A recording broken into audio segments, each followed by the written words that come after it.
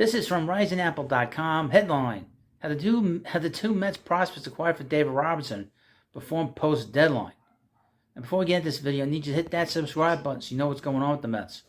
The first official trade deadline move made by the Mets sent closer David Robertson to division rival Miami Marlins. In exchange, they picked up a pair of lower-level minor leaguers none of us knew anything about.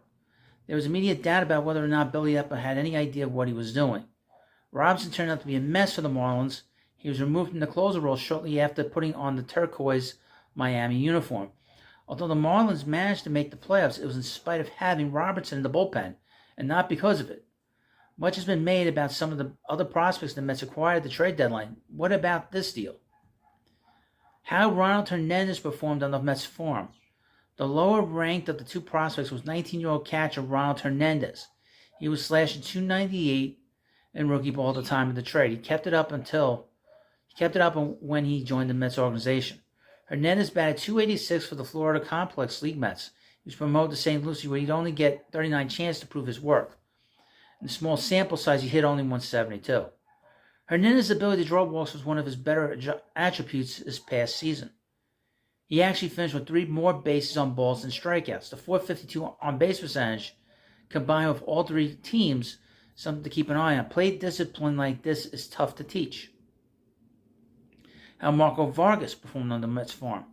The headline in this deal was infielder Marco Vargas. At age 18, he did some of the same things well that Hernandez was able to accomplish. Immediately looking through his numbers, we see he walked 53 times compared to only 38 strikeouts. This does include his time with the Marlins organization. Specific to the Mets, he struggled a bit with the Florida Complex League.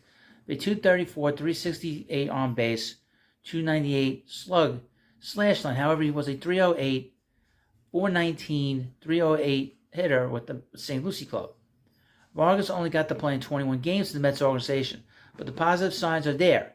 He, along with Hernandez, are a pair to watch develop.